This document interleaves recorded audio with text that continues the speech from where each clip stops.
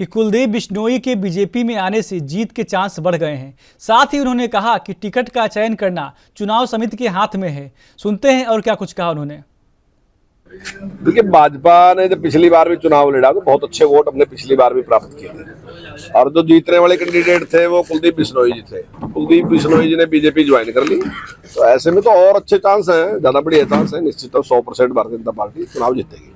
तो क्या इस बार जो कुलदीप बिश्नोई जी है उनके बेटे को टिकट दिया जाएगा या क्या आगे विचार है? देखिए, उसका फैसला तो जो चुनाव समिति है वो करती है और वो जो भी निर्णय करेगी, वो चाहे उनके बेटे का निर्णय करती है, कुलदीप का निर्णय करती है और किसी कार्यकर्ता का निर्णय करती है, तो पार्टी ने फैसला करना है। सोनाली फोगाट की मौत के बाद क्या लगता है कुछ फर्क पड़ेगा? मैं समझता सब वर्कर सारे के सारे साथ हैं। वो एक दुखद घटना है, उससे सारी पार्टी को दुख है उस बात का, लेकिन इसका मतलब ये नहीं है कि मैं समझता हूँ कि वो सब लोग साथ हैं और सब मिलके चुनाव लड़ेंगे और वो बीजेपी के खिलाफ थोड़ी है, वो बीजेपी के पक्ष में है।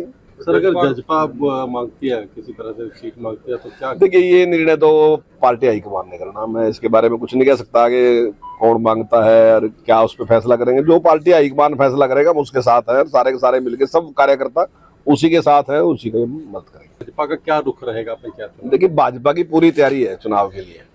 हमने अभी जो स्थानीय निकाय के चुनाव है पूरी तैयारी के साथ लड़े और सारे जीते भी हैं हमने, और इस चुनाव में भी हम पूरी तरीके से गंभीर हैं और हम चाहते हैं कि अच्छे लोग चुनाव जीत के आने चाहिए। हम समझते हैं कि जो डेवलपमेंट है वो सारी की सारी पंचायत के द्वारा होती है। जो सरपंच है वो बहुत इंपॉर्टेंट व्यक्ति है।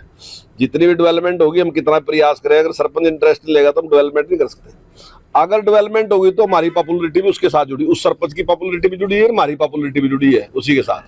तो हमारा प्रयास ये है कि अच्छे लोग चुन के आए ताकि ज्यादा विकास के कार्य नहीं। देखिए, अभी तक कोई इस प्रकार का फैसला नहीं आया। अब माननीय अध्यक्ष जी ने ये बात कह दी कि जो मेंबर का या सरपंच का या ब्लॉक समिति का चुनाव है वो सिंबल पे नहीं लड़ाया जाएगा और 6 तारीख को हमारी मीटिंग है। जिला परिषद का जो चुनाव है उसके बारे में निर्णय हमने 6 तारीख को लेना है। तो रादौर से जो विधायक हैं विष्णुलाल सैनी जी ने वो दम भरा है कि अगर बीजेपी सिंबल पर चुनाव लड़ेगी तो हम भी चुनाव लड़ेंगे सिंबल पर। तो ये बात हुड्डा साहब से कहो ना।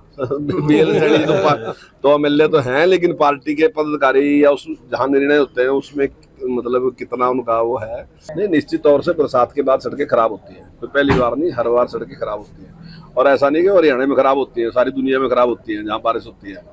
तो उस पर काम शुरू कर दिया। आज आपके सामने है, यहाँ हमने लगभग ये 7 या 8 सड़कें हैं जिनका आज 9 सड़कें हैं जिसका हमने आज मुहूर्त किया है और आने वाले टाइम में जल्दी मैं समझता हूँ कि काफी बड़ा काम, लगभग 10 करोड़ से ज्यादा के काम हमारे पूरे सैंक्शन हुए पड़े तैयार हैं, जिसको हम अभी 1 सप्ताह में या 10 दिन में उनके मुहूर्त करने वाले काम शुरू होने वाले हैं। तो कोई ऐसी टेक्निक भी खोजी जा रही है अधिकारियों के द्वारा कि बरसात के सीजनों में जो है सड़कें ना टूटें?